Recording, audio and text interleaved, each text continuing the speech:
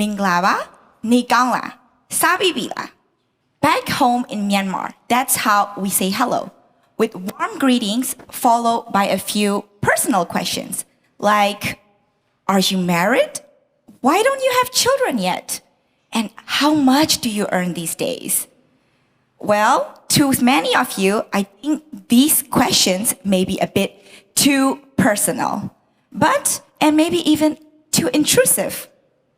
But for our culture, we live in a close-knit, deeply connected society where these personal lives are shared openly and we ask things out of genuine care and tiny bit of curiosity. And well, then I moved abroad and I meet new people from different countries. Then I had to figure out, do I shake hands? Do I hug? Is it a cheek kiss?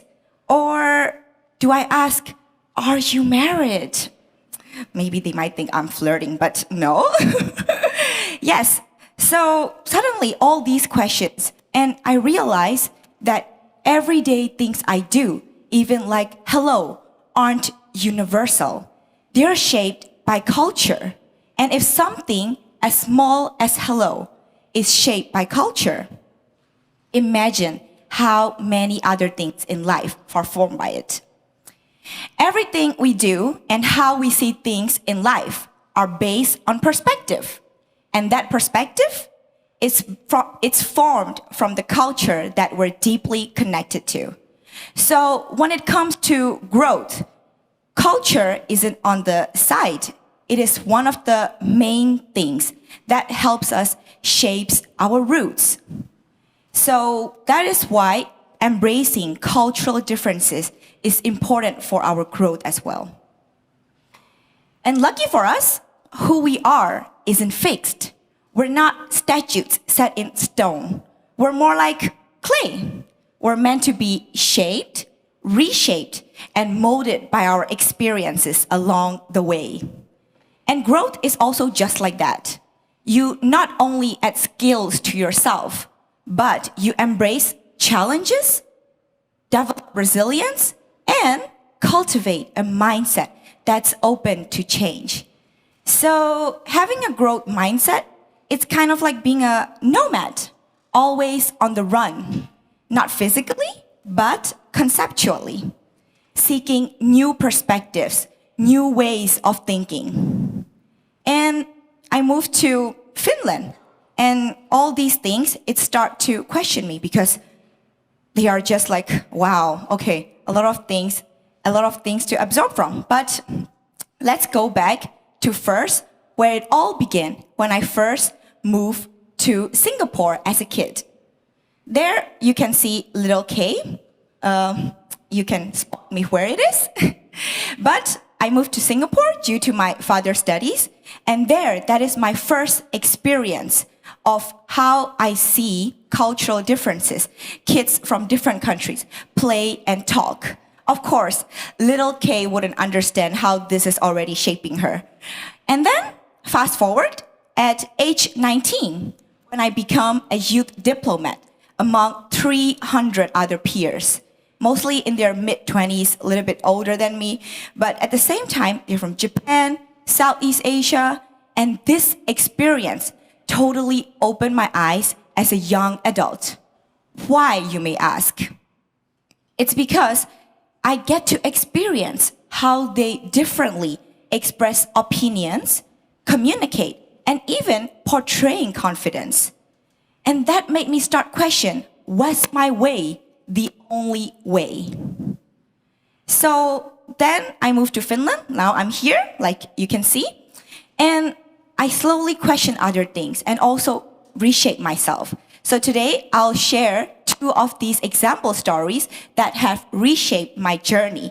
But at the same time, these examples also show how culture can not only shape us, but also limit us until we challenge to see differently. Okay, so first, story time. Back home in Myanmar, I was taught to listen more than to speak.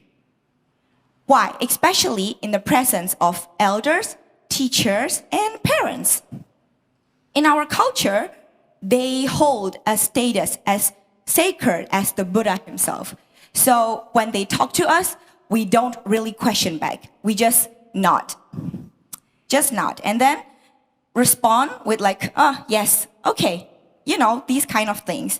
And silence equals to respect for me. Not questioning back, not talking back. So all these 20 plus years, I've been raised like that.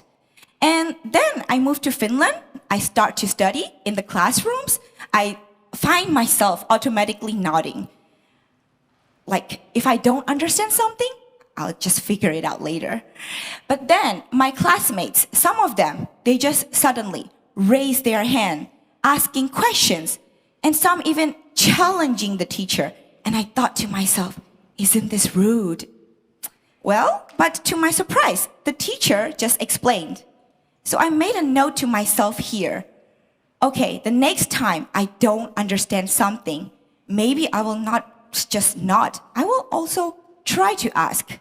And I did.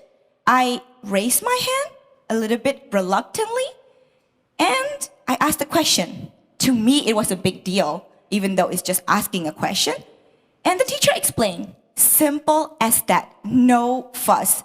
So I really realized here that asking questions didn't mean we're being disrespectful. It just mean we're learning. And that was one point of me.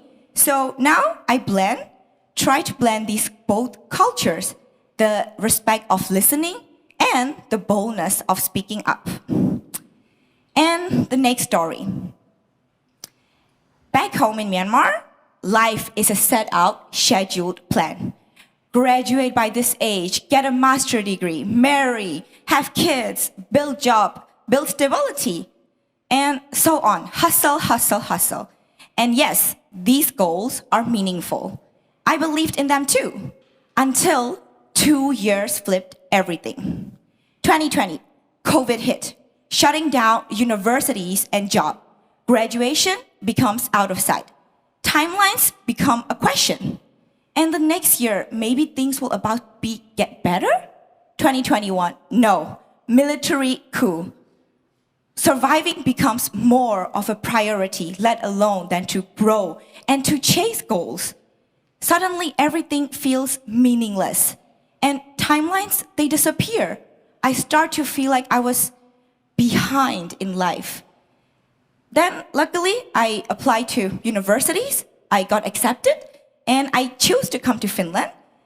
There, I find something interesting on this side of the world, which was some of my classmates and some of my friends, they have quit their decade-long stable jobs just because they don't want to continue their previous job or studies anymore.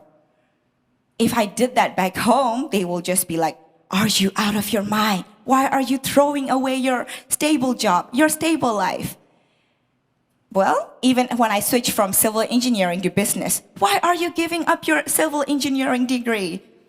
So, questions like these.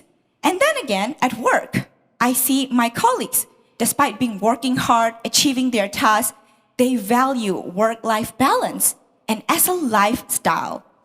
And at the same time, enjoying mandatory coffee breaks and long summer vacations. I question, is this really okay? Well, turns out it's not only okay, but also healthy for us individually. And maybe that explains why Finland is the happiest country in 8 years in a row after all. So now, this experience has clicked something open in me. I start to rethink myself and question, what do I actually want? What do I want to do? So now I'm on a journey to actually do the things that I want to do and not live by the expectations and the rules and the timelines that the societies have expected me to do. I'm more doing and following my passion at the moment. And maybe, of course, a little bit of timeline because I'm a little bit still wanting to achieve my goals in this timeline of my life. But yeah, these are just 2 example stories of my life and how it has transformed my perspective and reshaped me. But my life, it is a mix of cultures and perspectives that I have picked up along the way, mostly from my home country, Myanmar, some from Southeast Asia. Maybe you cannot spot me here, but try. And at the same time, some from Finland, and some from various people I meet. And yes, I have been lucky, really lucky that I get to move across borders, get to experience this hands-on experience. But lucky for us, if we want to embrace cultural differences, it's not that hard like compared to the older days anymore. I mean, look around you. You're surrounded by different cultures. So, lucky for us, the world is becoming globalized. And all we need is curiosity. And with that curiosity, you can embrace different cultures without having to move somewhere else, nor lose ourselves. Embracing cultural differences means that we can keep our identity alive while we challenge what we already know and expand our perspectives.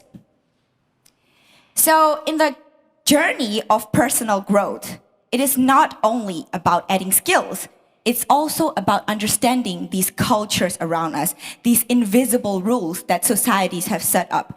And once we are able to read between the lines of a society, we not only become smarter, but also wiser.